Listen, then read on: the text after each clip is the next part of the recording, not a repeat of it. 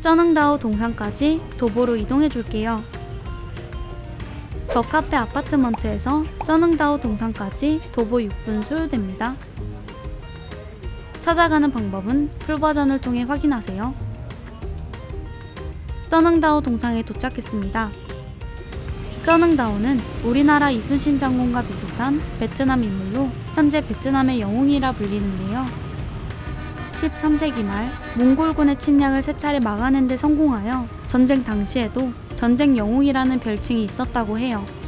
베트남 전쟁 당시 그의 용기는 참 많은 기감이 되는데요. 이 주변을 들린다면 꼭 한번 방문해보는 걸 추천!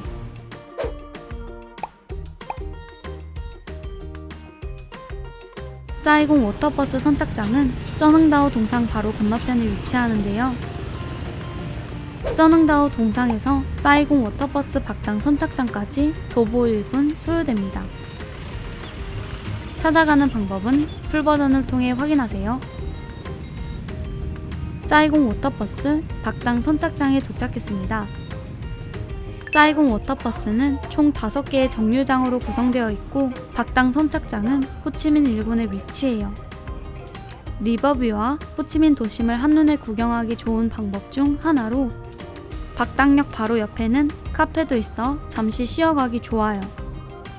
사이공 워터버스는 편도 15,000동이고 구매는 온라인 또는 현장에서 바로 발매가 가능합니다.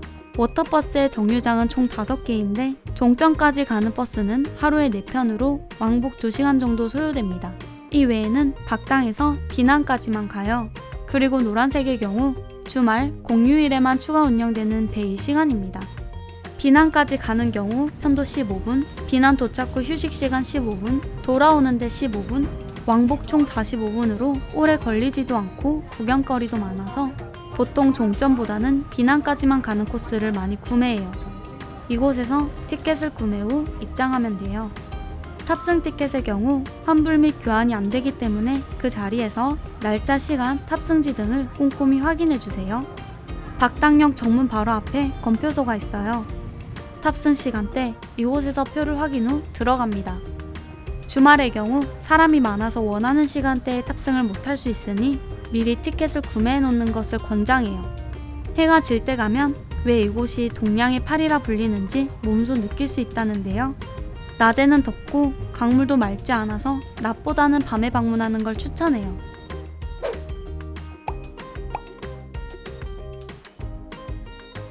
사이공 스카이대까지 도보로 이동해 줄게요. 사이공 워터버스 박당 선착장에서 사이공 스카이대까지 도보 9분 소요됩니다. 찾아가는 방법은 풀버전을 통해 확인하세요. 사이공 스카이덱에 도착했습니다. 사이공 스카이덱은 호치민의 시내 전경을 한눈에 감상하기 좋은 전망대인데요. 도심 한가운데 위치해서 접근성도 좋다는 사실. 저희는 미리 예매해 갔는데요. 사이트에서 받은 QR코드를 미리 저장 후 현장에서 제시하면 입장권으로 교환해 줍니다. 비용은 1인 9,700원. 현재 사이공 스카이덱 관람과 아오자이 박물관 관람이 가능하고 함께 운영했었던 하이네켄 투어는 없어졌다고 해요. QR 티켓을 제시하면 실물 티켓으로 교환해줘요. 티켓을 받고 이제 호치민 전망을 즐기러 이동할게요. 입장 전 1층에서 기념사진을 찍어주는데 이곳에서 촬영한 사진은 49층에서 유료로 받아갈 수 있어요. 안으로 더 들어가면 스카이덱 49층으로 가는 엘리베이터가 있어요. 엘리베이터를 타고 이동해 줄게요. 엘리베이터 속도가 엄청 빨라 단숨에 49층에 도착했습니다. 이곳에서는 빽빽하게 모여있는 주택가와 건물들을 볼 수 있는데 모든 창이 유리로 되어 있어 뻥 뚫린 기분을 만끽하기 좋아요. 지상에서 보던 호치민의 모습과 고층에서 내려다보는 호치민의 모습은 확실히 달랐어요. 벤탄시장, 통일궁 등 호치민의 주요 명소를 한눈에 볼 수 있는데요. 저기 눈에 띄게 높은 타워 보이시나요? 저게 바로 호치민 랜드마크 81입니다. 타워 내부에는 다양한 기념품을 판매하고 있어요. 베트남 전통 모자를 쓴 곰돌이와 비덱스코 건물의 모형, 스카이덱이 적혀있는 귀여운 모자 등 매우 다양하게 판매 중이에요. 그리고 중간중간 포토존이 있어 기념사진 남기기에도 최고. 안쪽에는 아오자이 박물관도 있는데 박물관이라는 이름에 비해 규모가 꽤 작아요. 아오자이 전통복 13개 정도와 안쪽에는 아오자이의 역사를 설명해주는 비디오가 재생되고 있어요. 구경을 다 했으니 이제 내려갈게요.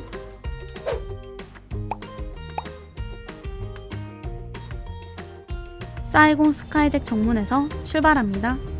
출국 전 마지막으로 쇼핑을 하기 위해 빈컴센터에 위치하고 있는 윈마트로 갈게요.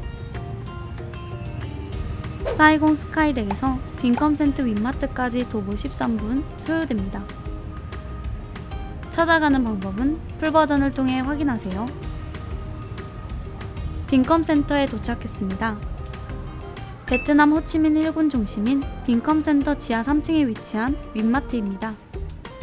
다른 마트에 비해 규모는 작은 편인데요. 저희는 출국까지 시간이 부족해서 빈컴센터 안에 있는 윈마트를 방문했습니다.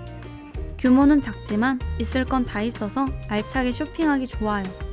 하나 2,000원에 구입 가능한 말린 망고, 중후의 레전드 커피도 빠질 수 없겠죠? 각종 베트남 라면이 모여있는 라면 코너. 1호기의 최애 과자 코지는 어딜 가도 있네요. 아래에 있는 웨이퍼 롤도 달콤하고 바삭한 게 은근히 중독적. 감자칩 과자를 좋아한다면 오스타와 레이즈 추천. 저렴한 가격에 구매가 가능해요. 라이스 페이퍼도 종류별로 있어요. 이거는 코코넛 실 같은 게 있는 와플빵인데 식감은 별로였어요. 인도네시아 과자 말키스트. 바삭하고 고소한 맛으로 하나 1,000원에 구매할 수 있어요. 이 외에도 다양하게 판매하고 있습니다. 베트남은 저렴한 가격에 알차게 구매가 가능하다는 게 정말 메리트죠.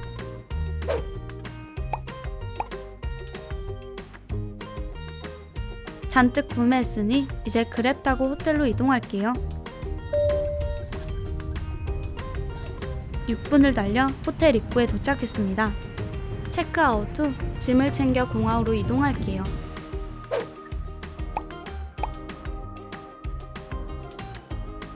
탄손루트 국제공항까지 픽업 전문 샌딩 업체를 이용했는데요. 저희가 예약한 업체는 투어플랫입니다. 낯선 여행에 샌딩 업체만한 게 없죠. 픽업 서비스를 이용하면 예약 시간에 맞춰 바로 호텔 앞에서 탈 수 있어 편리하다는 점. 샌딩 업체에 대한 자세한 내용은 본문을 참고해주세요. 예약 시간에 맞춰 호텔 앞에 도착한 차량을 타고 이동할게요. 탄손루트 국제공항에 도착했어요. 공항 출국장 안으로 들어갈게요. 탄손루트 국제공항은 면적, 승객, 이용객 수 등을 볼 때 베트남에서 가장 큰 공항으로 2개의 터미널 건물인 국내선 터미널과 국제선 터미널로 운영되고 있습니다. 공항 내부에는 호치민을 떠나기 전 여러 기념품 샵이 몇 개 있는데 소소하게 기념품을 사기 좋아요. 캐리어 파손 위험을 막기 위해 랩으로 감아주는 서비스도 있어요. 공항에 들어오면 먼저 전광판을 통해 체크인 카운터 위치부터 확인해주세요.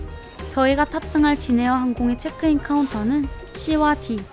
체크인 카운터는 비행기 출발 시간 기준 3시간 전 오픈해요. 여권과 항공 여정표를 미리 준비해주세요. 체크인 카운터에 준비해두었던 서류를 제출하면 탑승 수속 완료. 탑승 수속과 수화물 위탁이 끝나면 위탁한 수화물이 엑스레이 검사를 마칠 때까지 체크인 카운터 옆에서 5분 대기 후 이동할게요. 수화물 이상으로 별도의 호출이 없었다면 보안 검색대로 이동해주세요.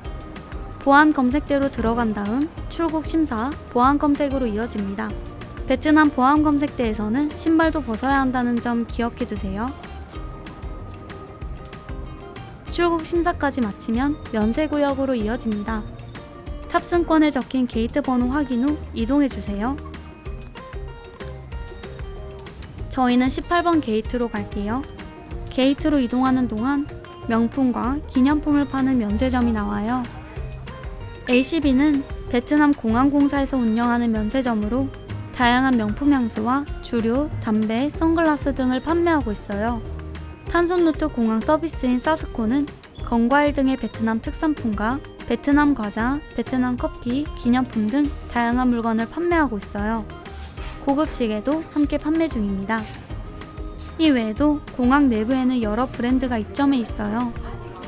배가 고프신 분들은 3층에 있는 음식점과 카페를 이용하시면 됩니다.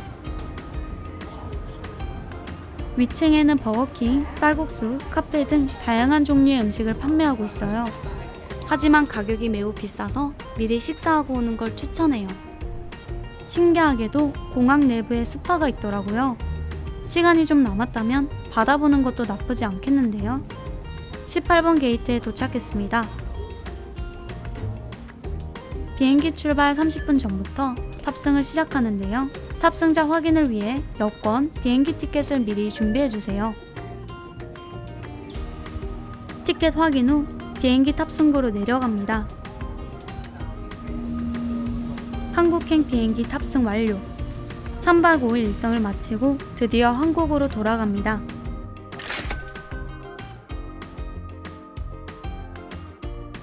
비행기에 탑승 후 나눠주는 여행자 휴대폰 신고서를 작성해 줄게요. 공항 입구에 들어가기 전 검역 신고를 위해 세관 신고서 외 건강상태 질문서도 작성해야 하는데요.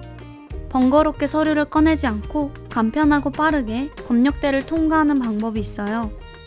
바로 검역정보 사전 입력 시스템 Q코드입니다. 입국 전 Q코드 사이트에 들어가 미리 검역 정보를 사전에 입력하면 되는데요. 여권번호, 항공편명 등 기본 정보만 작성하면 QR코드가 발급되고 사진으로 저장이 가능해요. 공항에서 보다 신속하게 통과하기 위해 미리 저장해두세요. 신고서 작성이 끝났으면 맛있게 기내식을 먹으며 이동할게요.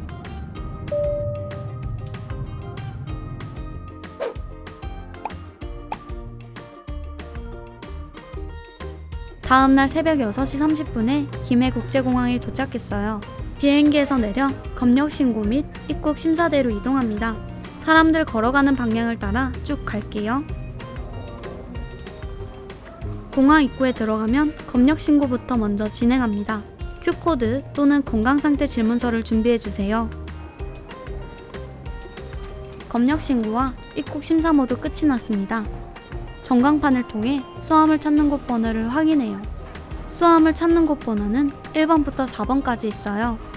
수화물 찾는 곳은 4번. 4번이 적힌 곳으로 찾아갈게요. 4번 게이트 도착. 수화물 나오는 곳 번호와 본인의 수화물이 맞는지 한 번 더 확인하고 가져가세요. 수화물을 찾았으니 이제 출구로 이동할게요. 나가기 전 세관 신고를 거쳐야 하는데요. 별도로 신고할 내역이 없다면 비행기에서 적었던 여행자 휴대폰 신고서 서류만 제출하면 끝입니다. 이제 출구로 나갈게요. 베트남 3박 5일 여행 끝!